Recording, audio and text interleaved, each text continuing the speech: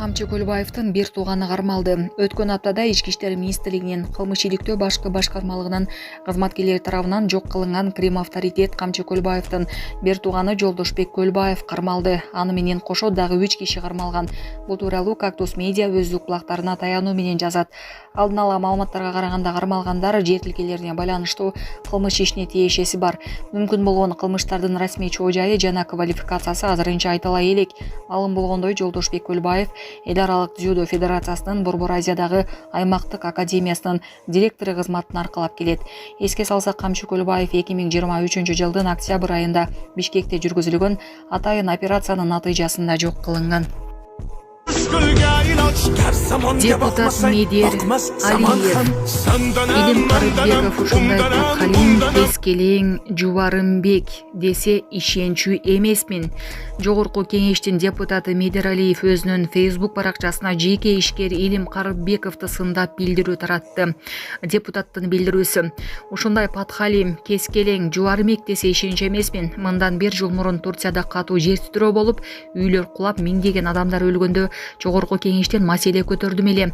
Бизде да этажка элитный үйлөр Бишкекте жамгырдан кийинки козу карындай салынып жатат. Алардын сапаты кандай? Кудай сактасын, эртең бизде да жер титирөө болсо кандай болот деп.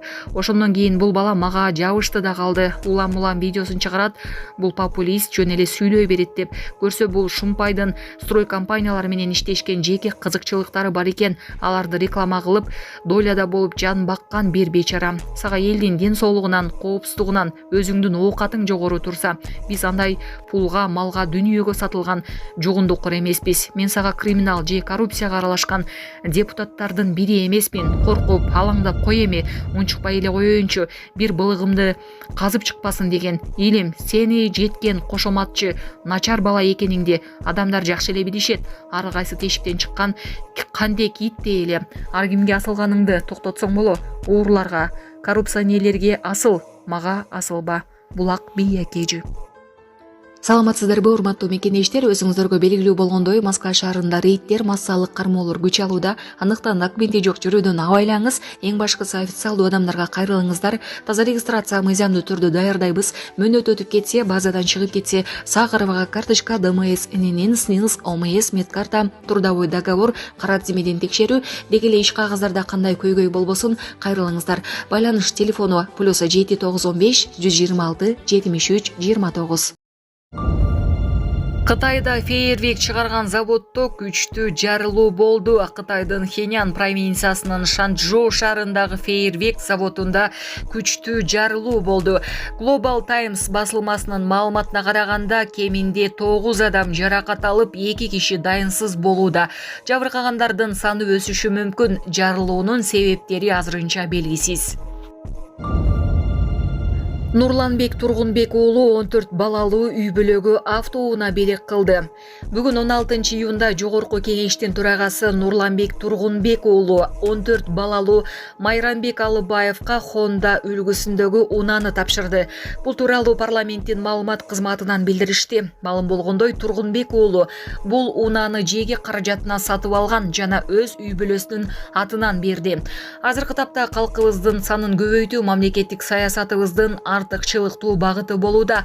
Айрыкча келечектеги демографиялык жагдайды эске алуу менен үй бүлө институтун бекемдөө жана көп балалуу үй бүлөлөргө колдоо көрсөтүүбүз кажет. Себеби биз өлкөбүздү элибиздин аракети жана калкыбыздын көмөгү менен гана көтөрө алабыз. Айрым алдыңкы мамлекеттердин тажрыйбасы көрсөткөндөй, калктын саны өлкөнүн алдыга жылуусунда өзгөчө мааниге ээ деп билдирди парламент төрагасы.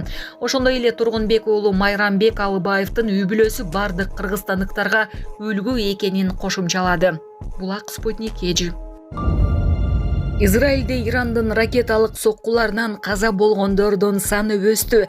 3 күн ичинде Ирандын Израилге ракеталык чабуулунан 24 адам каза болуп, 592 киши жаракат алды. Бул тууралуу өлкөнүн өкмөтү билдирди. Жаракат алгандардын ичинен 10 адамдын абалы оор, 36сынын абалы орточо, 546сы жеңил. Израилге Ирандын ракеталары түшкөн, жалпы 30 жер катталган. 3 күнүн ичинде Ирандан атылган снаряддардын саны болжол менен 370 экени айтылды. Буга чейин 3 адам каза болуп, 48 киши жаракат алганы айтылган.